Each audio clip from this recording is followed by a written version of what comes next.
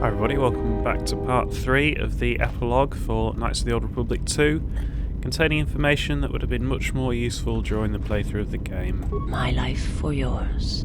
But I was trying to be clever, wasn't I? So I thought there was one through here that we didn't quite get the end to, but maybe not. Never mind, I must be going mad. Yes, is there something you have come to offer me?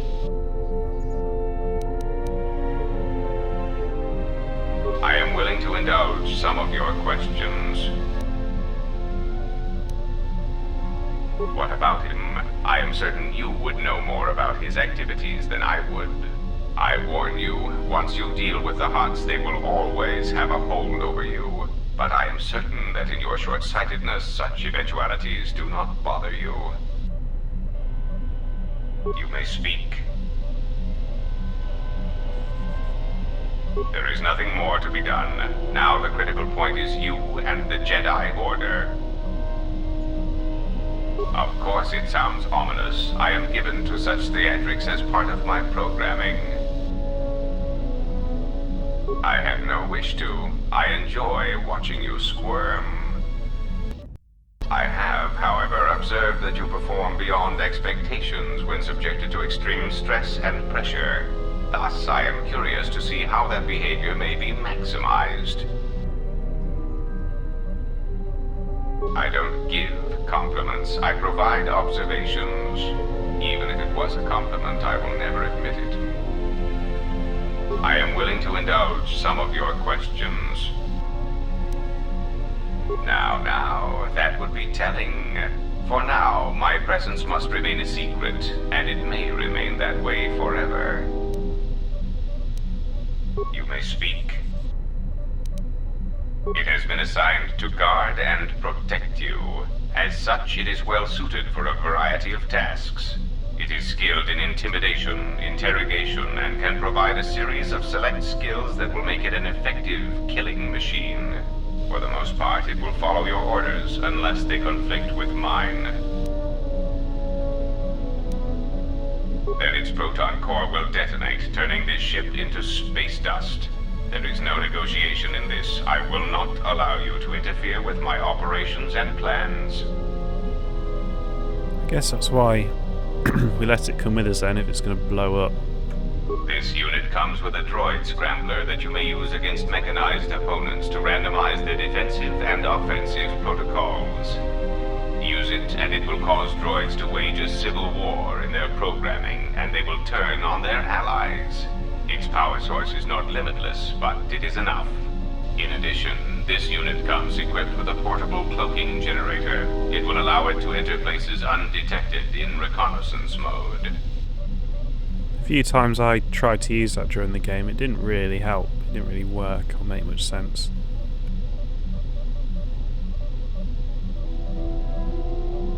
How droll.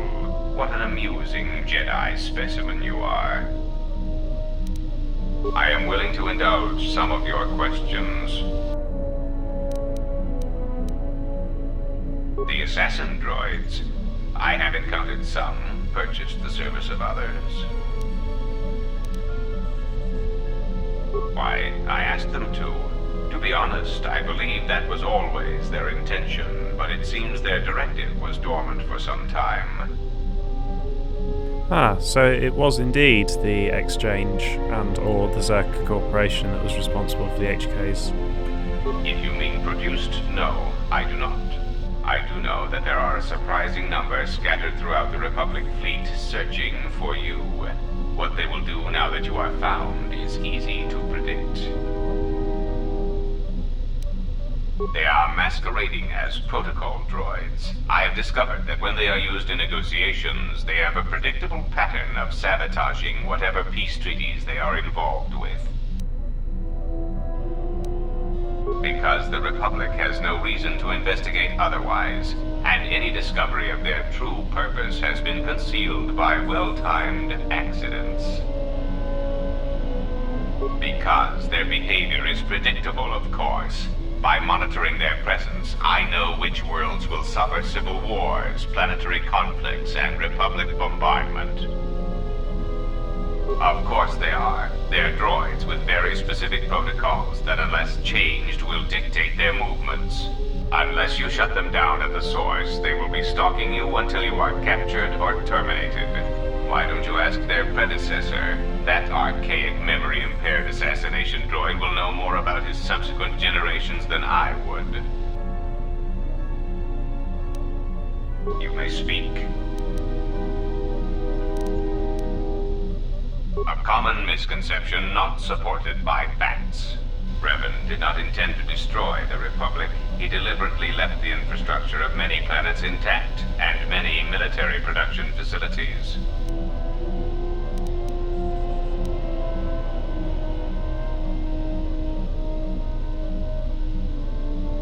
I believe that by whatever means he used to build his armada, he recognized that it was somehow a limited source, or that he was only willing to use it to a point. My prediction is that whatever production facility was being employed, it carried a price that Revan perceived as detrimental to the goals of the Sith.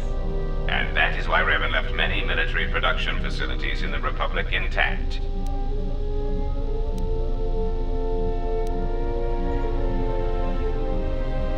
Unlike Revan, Malak demonstrated no concern for the future of the Republic in his attacks. His stratagems were painfully obvious, intending to crush all resistance everywhere. There was little thought beyond the complete destruction of anything that opposed him. He left quite a mess. I'm still trying to assess all the damage. Between the two, I would have preferred Revan rule the galaxy. He had foresight in his conquest, a subtlety that Malak did not possess. That is also a mystery to me. I do not have any evidence upon which to build an answer. It is significant that after the defeat of Malak, the forces decreased considerably, and after Revan's departure from known space, production ceased completely. It is my prediction that whatever was producing such forces needed a strong, effective leader to ensure its stability. Without Revan or Malak, there was no such figure left among the Sith. I am willing to indulge some of your questions. Well, that was pretty fucking underwhelming. Go-To is a pretty terrible character, really. I still don't think there's any good reason for me to let him get on the ship. So I could just take him somewhere else and then blow him up on that planet, couldn't I? Very silly. However, let's talk to Myra. Oh, hey. Can I ask you something? Your face. You have this glow. I mean, not a real glow, but it's like you're calm. At peace, but it's more than that. You haven't been chewing on spice, have you? Oh, well, it shows. It's like you're hooked up to a power coupling. It's weird. I mean, not bad weird, it's just weird. For a minute there, I thought you and Visas, but it's just the Force. Oh, I see what you're getting at. Yeah, no, I'm very happy. Have I slept with Visas at this point? I don't know.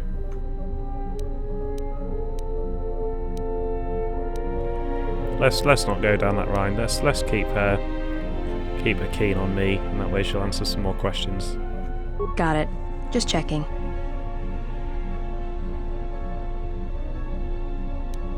Go ahead and ask.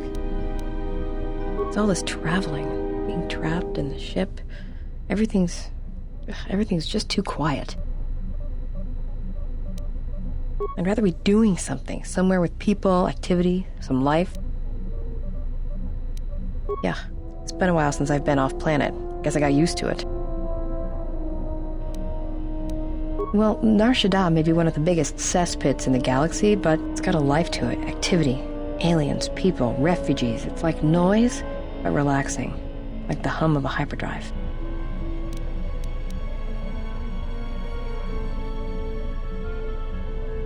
Yeah, well, I wouldn't go that far. I'll believe it when I see it. Maybe one day, I'll let you. Alright, but I doubt you're gonna show me anything I don't already know. And when you show me, don't act like a tourist. It attracts predators. Shoot. This is a lot more flirty than the route with Visas. Yeah, more or less. I wasn't born there, I just ended up there. Well, the war happened. The first one, against the Mandalorians. I had family right up until the end. It's not really a new story, you hear it all over the galaxy. It's what happens after the wars are over that you don't hear much about. I think so. After Revan crushed the Mandalorians, planets throughout the Republic were flooded with refugees. I was just one of the others. Me? I got passage to Nar Shaddaa. From there, not much you can do, so I became a bounty hunter.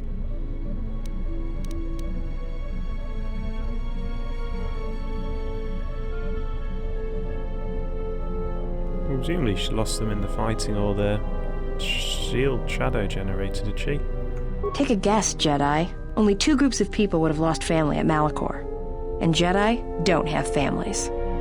Yeah, that's that was obvious. As much as any slave becomes a Mandalorian. They took prisoners on every world they conquered to bolster their ranks. And they took a lot of worlds. When I was young, yeah. They mostly used me to carry ammo packs and munitions. Toward the end of the war, they needed everyone they could get. They taught me to fight, to hunt, to survive. I was part of their squad, even when I was young. Everyone served as a part of the unit, and I felt like I had a place there. After Malachor, it really didn't matter anymore. The Mandalorians lost. Bad. But you know that.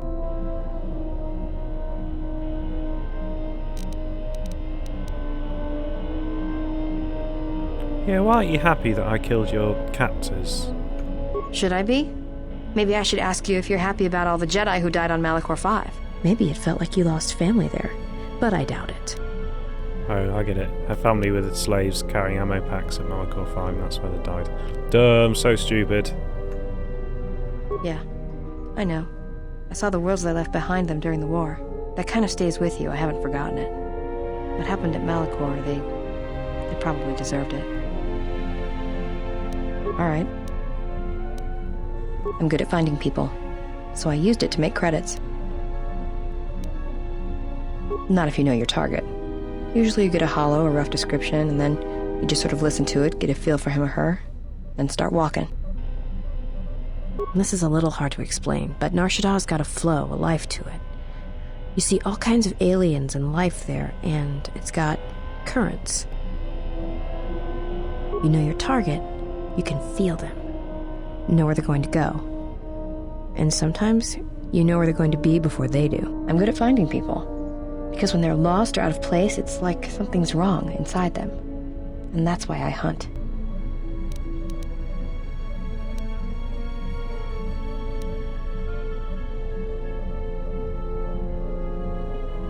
Okay, so these are all the same, really.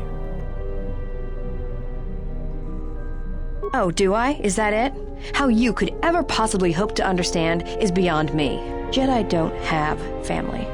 I know what happened at Malachor 5, and I know the Jedi didn't care about life there. Well, I'm glad I didn't try and seduce this bitch. Also, she's absolutely shit as a character. As in, when you take her out on the planets and fight things with her, she's shit.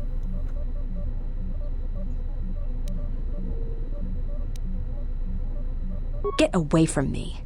The next time you come and ask me a question, I swear I'll shoot you in the head and dump you out the airlock. What do you want now?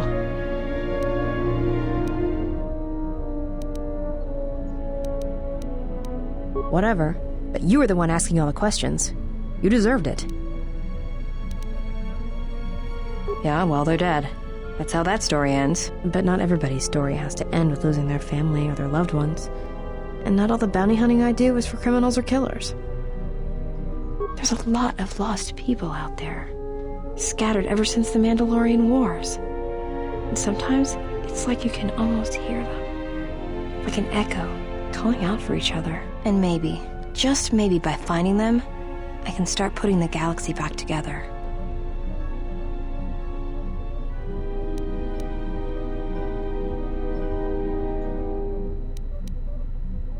Maybe.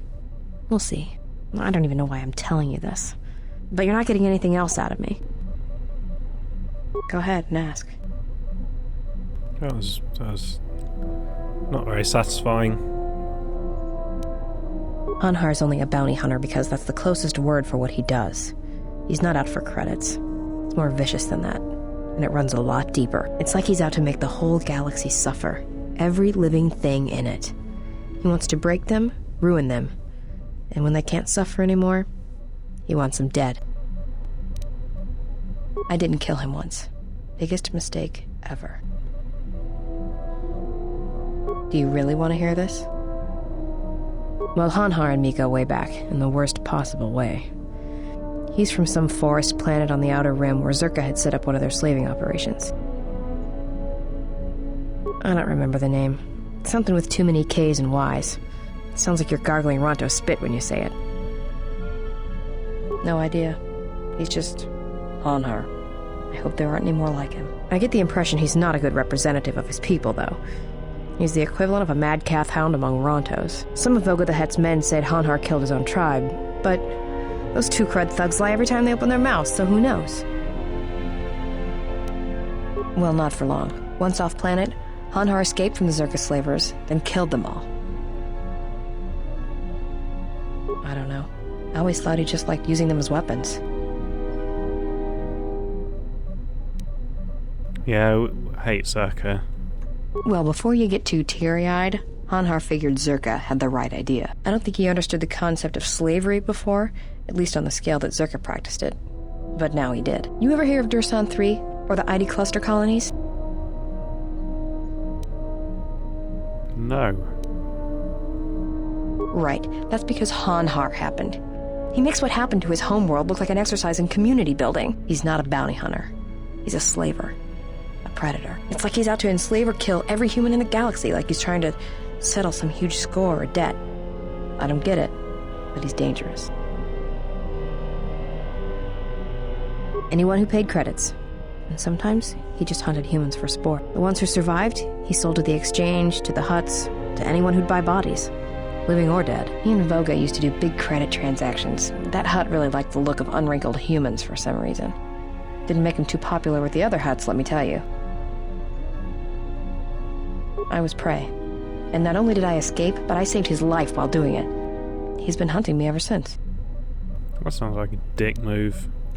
I don't pretend to understand it, but among his people, they have these codes of honor. But somewhere along the line, Hanhar's got twisted. His people form these things called life debts. If you save the life of one of them, they pledge themselves to you. Well, with Hanhar, he can't escape that life debt. It's bred into him. But he hates every other living thing in the galaxy, so pledging himself to someone else, especially a human, was unbearable. So when I saved his life, it was the worst thing I could do. It was like slavery all over again. But it was in his head. It was like it pushed him over the edge. A life debt to Hanhar is a death sentence. He'll hunt you until you're dead.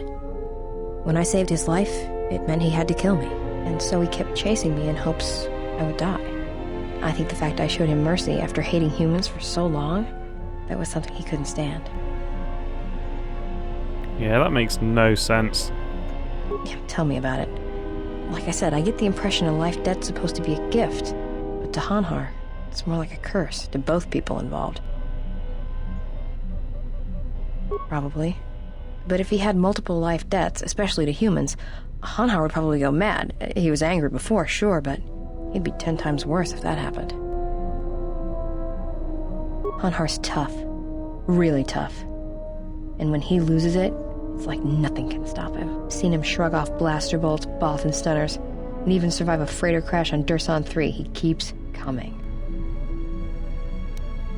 Oh, I'm glad he's gone.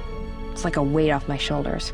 I don't have to keep watching my back every minute, wondering when he's going to show up. And he always did. It's like he always knew where I was.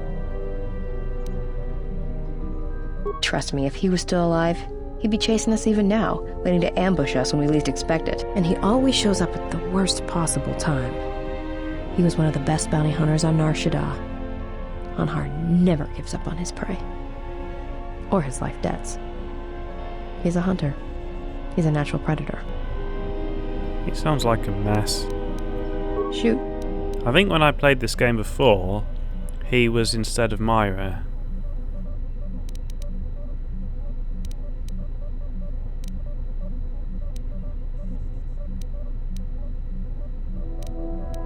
I've killed people before, but not if I don't have to. I know, it's different. I don't know why. I don't know. I haven't killed anyone for a long time. But when I'm around you, suddenly it's like I've always been doing it. It's like a reflex. I don't like it. And I don't know when or why it became so easy. Alright. Made it. It's custom for me, which is a good thing, because I wouldn't want anyone using it against me. I can show you how to make rockets, though, if you'd like. All it requires is a good skill with demolitions.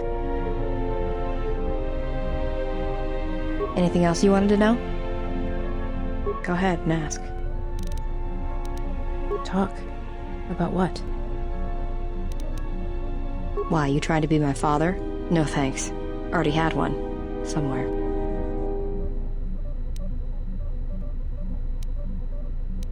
This is a much more sort of creepy relationship than with Visas. It feels more like an adult-child relationship than an adult-adult relationship, doesn't it? Are you sure you're a Jedi? That exile of yours must have gone on longer than I thought. Look, you're way too old for me. Even if I were interested, you couldn't handle me anyway. I mean, you're really good in a fight, and you've got those intense eyes. And it's obvious you take care of your body, but I really don't have the luxury of getting attached to you. Besides, you already have your little entourage. I don't want to be a part of the pack, you know? Oh, you mean Visas? Look, if we start sharing a bunk, the other girls would get upset, and then I'd have to kick the hell out of them to show them who's the pack leader around here. No thanks. You're a sweet old guy, but let's keep it professional. It's more than age. I thought I'd seen a lot, but you look like you're 100 inside. Run away? You're the one who couldn't handle me. I'd kill you.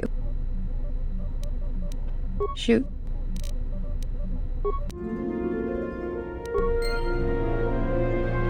Okay, that was fairly underwhelming.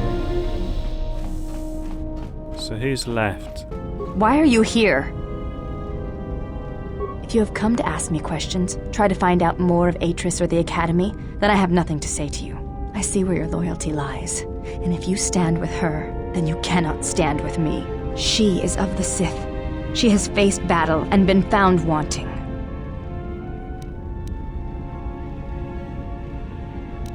Yeah, you're a hypocrite. Why is it you trust her and not I? I would follow you wherever you led. I believe in what you seek, yet you listen to her counsel. She who would lead you to the Sith Lords themselves. She who would sacrifice you to darkness.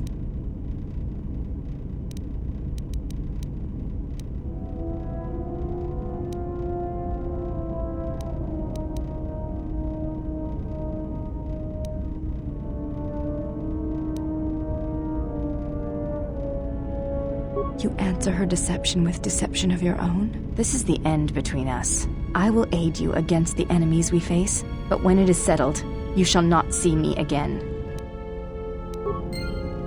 There is nothing for us to discuss. Leave me alone. Okay, looks like we're going to have to load an even earlier save game to talk to her then.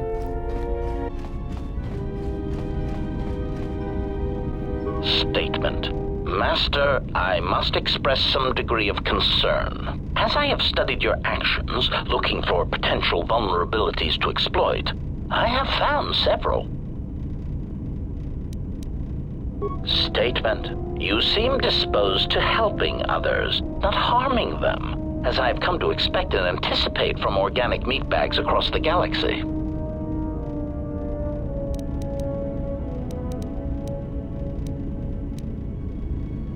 Yeah, you try it, mate. Statement. Master, it is nothing personal, but professional pride dictates that I keep a running tally on any potential weaknesses in my masters. And of course, the weaknesses of any other sentient meatbags, droids, or other targets who are in service to my master. Hypothetical. Master, it is entirely possible that one day you may no longer be my master, and that my new master might get jealous of our prior relationship. It has happened before. As a result, I have a responsibility to know your weaknesses should I be required to assassinate you.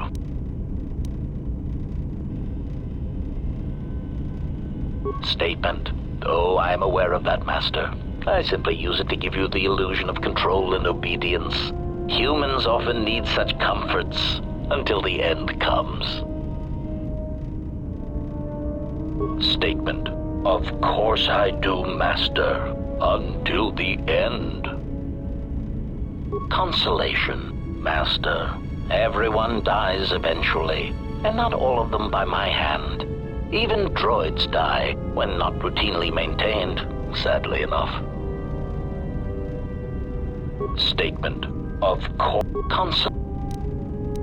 Statement. Query. Indeed, I was unaware that the navicomputer was locked. Statement. Yes, I heard it was voice printed. Most curious. Statement. I suppose so, Master, but I would need to know who voice locked it, and regrettably, I do not have that knowledge. It seems to me that we will have to accept the T3's astrogation abilities for the time being. It is a very loyal and dependable droid for its class. Statement. More questions. Wonderful. Okay, so it looks like that was a red herring then. Answer. Oh, that is impossible, Master. If I were out to kill you, we would not be speaking. And regardless, I am a unique model. Why, to think that there would be other versions of me would be unacceptable. Statement.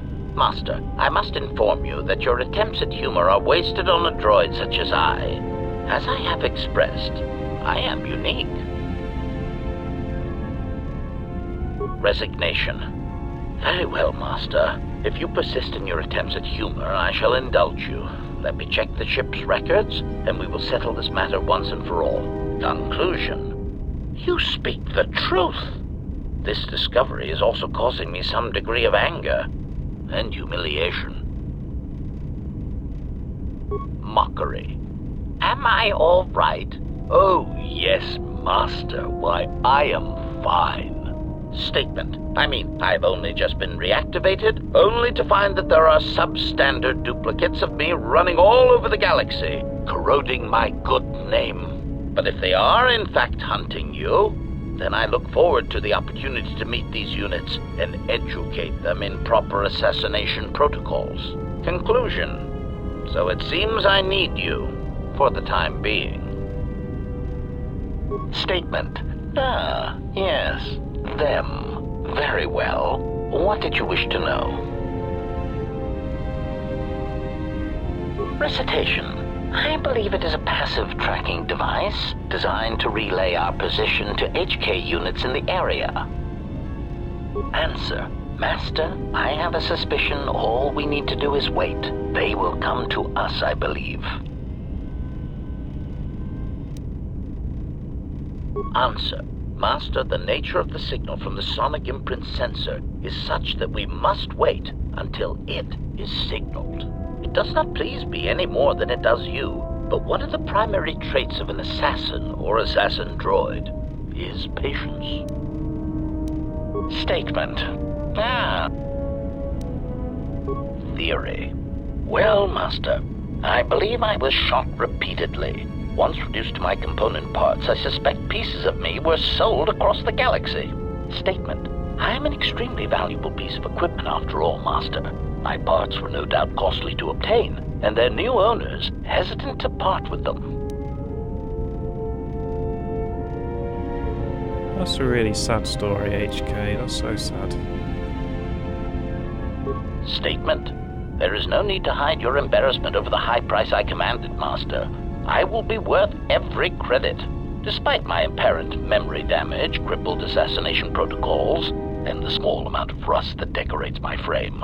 Regardless, please bear in mind that I am quite an asset, and that you would be well advised to take good care of me.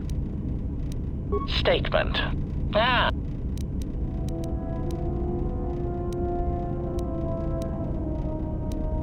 Statement. Master, that is a question that has an extremely complicated answer. You see, I do not believe my master knew who he was most of the time, which led to some confusing situations that could have otherwise been avoided. Clarification. Suffice to say that my master had his ups and downs, and, in my opinion, traveled from a high point in his life to a low point, and then back again to his true potential. He could be a merciless, efficient killer when the need arose. It really made my behavior core glow. And even as a meatbag, my master still had some remarkably efficient droid-like qualities which I admired. He, too, suffered memory problems, as I did. Statement. Oh, yes, Master. As indicated upon my reassembly, my central control cluster is damaged, making recalling my previously stored assassination protocols difficult. I hope that over time I shall eventually reach the status and skill I possessed before I was damaged. Recollection. The last thing I remember is having my core wiped from the last 5 years. I believe my master was responsible. Answer. Even with my memory impairment, I recall that my master was about to embark on a dangerous journey. Conjecture. I believe there was something about my master's destination that he did not wish me to know. Answer. I am somewhat disappointed that my master did not choose to take me along, of course. Wherever my master traveled, destruction and death were assured. Speculation, but I suspect I was not the only one left behind. So there is some satisfaction that the disrespect was spread through the rest of his whiny, simpering meatbag allies. Statement. Oh, yes. My master had quite the collection of tortured individuals that seemed unable to confront their basic personality conflicts. Let me cite some specific examples. Mockery. Oh, Master! I do not trust you! I cannot trust you or anyone ever again! Mockery. Oh, Master, I love you, but I hate all you stand for. But I think we should go press our slimy, mucus-covered lips together in the cargo hold. Conclusion. Such pheromone-driven human responses never cease to decrease the charge in my capacitors, and make me wish I could press a blaster pistol to my behavior core and pull the trigger. I am pleased that this does not seem to be the case with your current entourage. Lol. Statement. Yes, well, enough of that painful stroll through what remains of my memories. Was there something else you wish to know? Statement. Ah, more questions. Wonderful.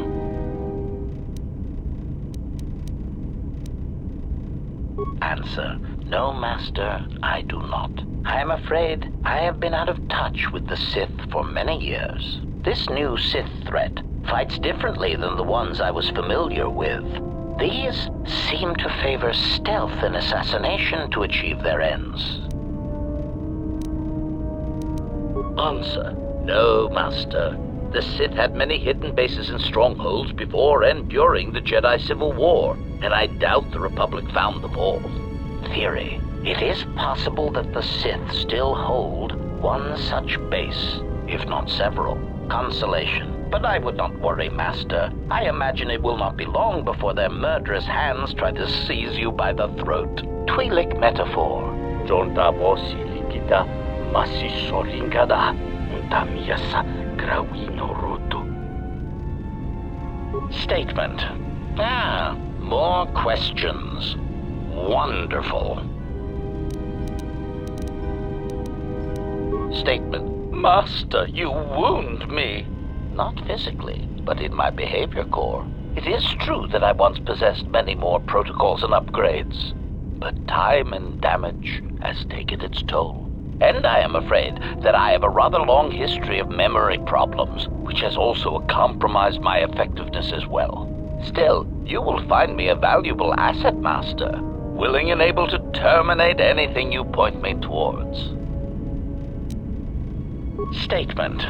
Ah, more questions. Wonderful. Statement.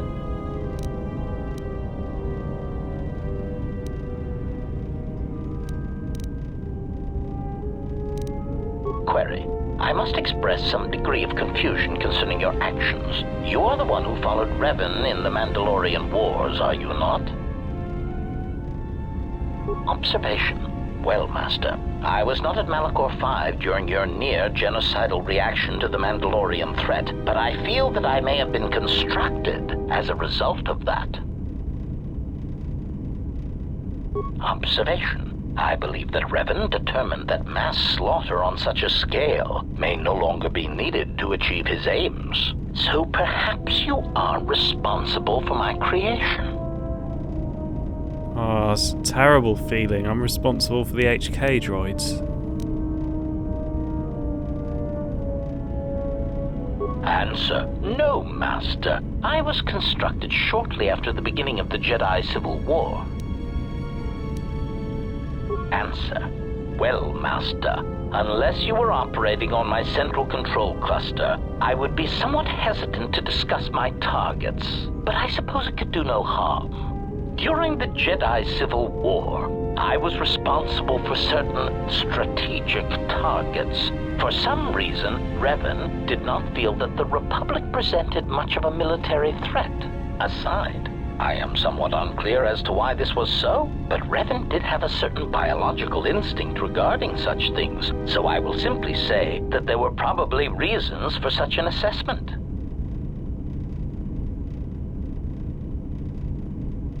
Well, the Republic aren't a threat, are they?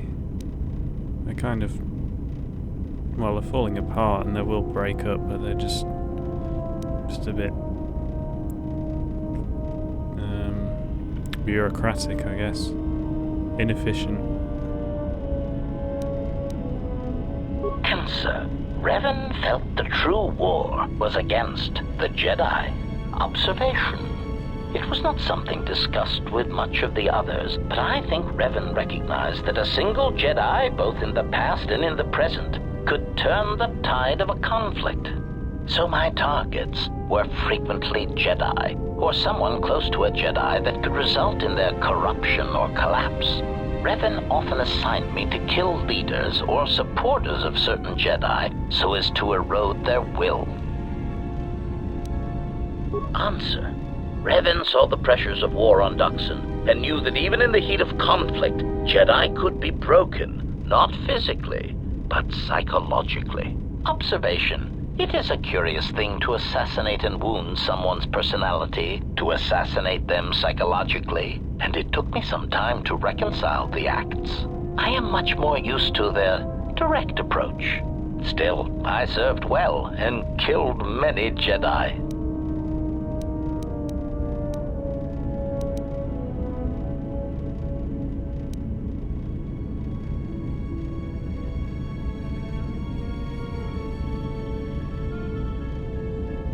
Yeah, this must be after we fought Lord Sion the first time.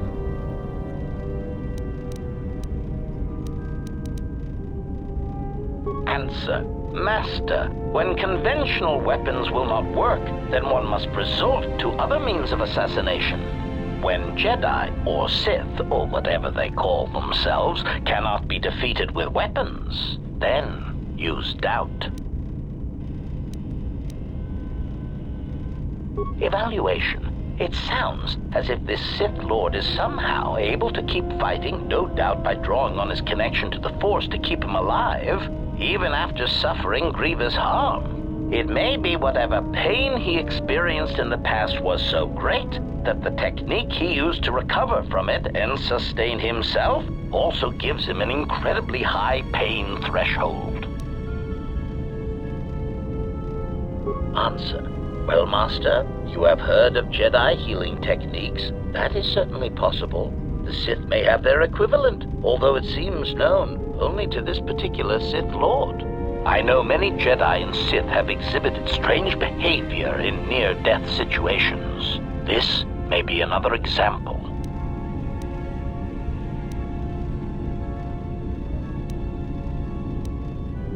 Clarification. Not impossible, Master, but judging from the description, it may be improbable. Observation. It does seem unlikely, Master, but I have observed that you, allies included, seem to be able to recover from the most grievous injuries, and quickly as well. Perhaps it is not as uncommon as one would think. Besides, it really doesn't matter what you believe. Clarification. Master, I spoke literally. It doesn't matter what you believe, it matters what this Sith Lord believes. If his strength comes from his connection to the Force, then you must undermine that connection, Master. Answer. Doubt, Master. It has killed many Jedi, and it has killed many Sith. Make him doubt himself, his beliefs, or his intentions. Such things disrupt connections to the Force, and death soon follows. The only question is what belief or intention he holds dear that would make an effective target. So is his desire for respect from Kreia. So this is good. This is actually giving a bit of characterization to Lord Sion. If only we'd got this through the playthrough. Answer. Oh, Master, I have no idea. That does present something of a problem. If you should encounter the target in the future, I would bait him into talking and see what you can draw from him that you can use against him.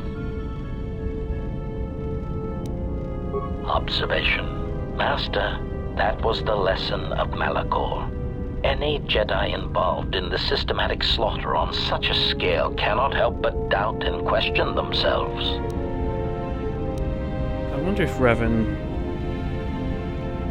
Yeah, because Revan and Kreia... Well, especially... Yeah, Revan and Kreia were setting me up to go after Revan. So Revan must have... Maybe, or the Force, and it's fatal. You know, it's fatalistic, not fatal. That's what I mean. Fate made me do it. Maybe Revan knew as well. Or the Force with him and subconsciously made him do it. Observation. Master, I do not believe that the Mandalorians were the true target at Malachor. I believe that the intention was to destroy the Jedi, break their will, and make them loyal to Revan. I do not know if you examined the records of the deaths on Malachor, but you cannot escape that many of the Jedi and Republic soldiers who died were not Revan's strongest supporters. Observation. I believe that Revan was cleaning house at Malachor 5. What ones did not die became Revan's allies against the Republic. And on that bombshell...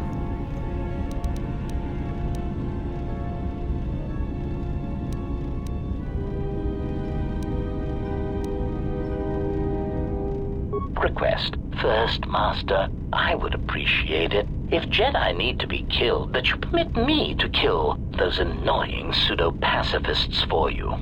But if you are determined to do it yourself, then there are many techniques I would suggest. Recitation.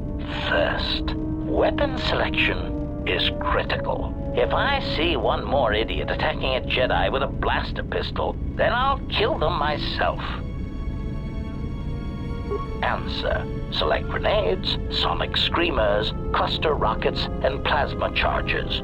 Mines are also effective, since many Jedi will run to meet you in hand-to-hand combat. Silly Jedi. Addendum. Gas attacks are effective if you can take the Jedi by surprise. Inhalation is less effective than ones that work on skin contact, as some Jedi seem to be able to hold their breath for long periods of time. Cautionary. Still, don't rely on it, since Jedi can fight off the effects. It just distracts them, leaving them open to another avenue of attack. Recitation. Do not forget to activate any energy shields you possess. Lightsabers, while powerful, have trouble penetrating most military-issue energy shields, provided they are energy shields and not those crude Mandalorian melee shields. Answer. countering their other powers is more difficult. Confession, I do not fully understand their other abilities, but I do know that many of them require that the Jedi know that you are there and can see you. Thus, sniping and using cover are always advantageous. Evaluation. A technique that Revan used frequently was to attack a Jedi indirectly. This method only works if the Jedi is adhering to the self-destructive path of pacifism and sacrifice. Answer. Kill their allies or place them in jeopardy. Many Jedi will leave themselves exposed in order to protect another. That is why there are many less Jedi than there were a decade ago.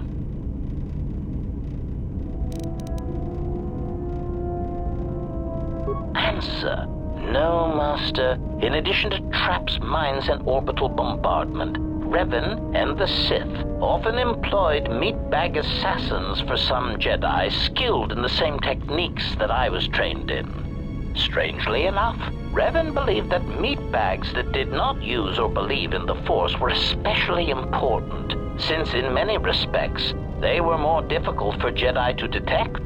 Revan had many of them trained to hide their minds, as it were. Again, once these techniques were learned, the percentage of living Jedi began to decrease accordingly. Answer. Generally, this was done by broadcasting strong emotions while thinking about something else. It was a curious technique, but it seemed to be effective in blinding Jedi. Whether guilt, lust, fear, they act as mental interference, making finding the true intentions of the broadcasting meatbag difficult. Answer. Obviously, a Force-sensitive broadcasting such emotions puts themselves at a risk of not using the Force properly, since to use it seems to require an inner calm that most meatbags do not possess. As much as the Jedi could not use such a technique, the Sith Lords cannot use it for much the same reasons. Such passions as guilt, lust, and fear are really strengths to the Sith code. Statement. The Master felt it was ironic that only people who had experienced such passions could harm Jedi in such a way that to kill Jedi, you had to be a human being. Revan found that quite amusing. I'm not convinced that works, really. Answer. The odds of me being forced to use such techniques against you has decreased, Master. There are some methods I could describe if you wish.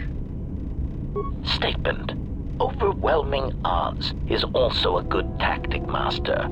There are few Jedi that can long hold their ground against 100 attackers all firing at once, or being turned on by their own troops. But the most effective weapon against Jedi seems to be the erosion of the spirit. Okay, we've gone down that route. Statement. Yes, Master. I must confess, I enjoy it when you are so authoritative and dismissive toward me. It bodes well for your treatment of our enemies.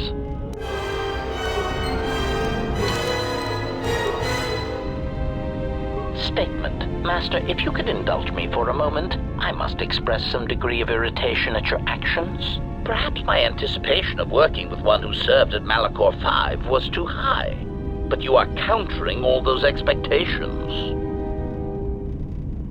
Statement. Well, all your behavior up to this point suggests either strong atonement or confirmation that the atrocities attributed to you during the war were in fact accidents. No, there weren't accidents. Kreia and Revan made me do it all deliberately. Statement. I suspected as much, Master. There are few who would discuss such things with an assassination droid, and that is perfectly understandable. I mean, what use is there for communication in a galaxy such as ours? Understanding might be achieved, or sympathies might be gained by such callous acts. You are right to remain silent about your past. I have seen the damage that repressing such things brings, and it is far preferable to share such traumas. Answer: why no, Master. I have no intention of attacking you or enacting assassination protocols. Answer: why? Because your actions then and now are related, and I feel I need some context. I confess to being somewhat needy that way. Statement: sometimes, Master, it is difficult for meatbags to step back and gain some perspective on death and its importance in their insignificant lives. Explanation: you see, Master, assassination is such a versatile tool. I have seen the removal of a single target have far-reaching consequences for a nation, world, even a galaxy. The repercussions of even the smallest lives, whether dead or alive, can have profound implications on history. But surely you realize this.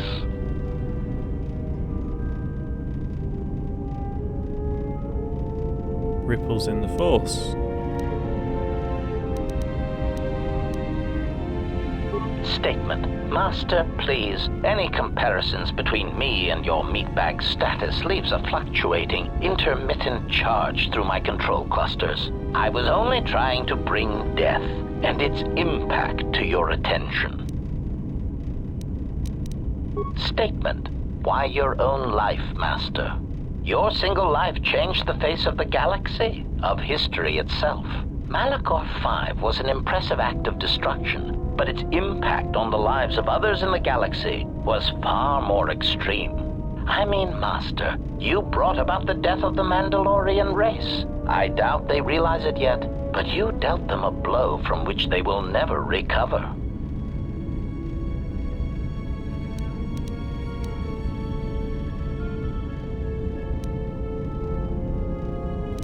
It's a shame that these are my only two options. But in order to get more out of HK, I'm going to go with it.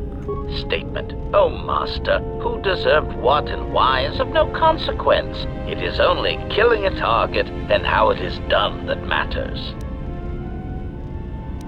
Statement: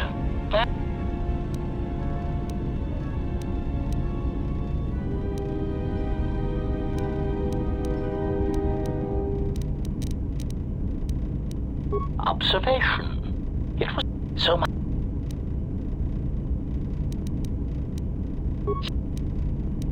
Observation. Well, Master.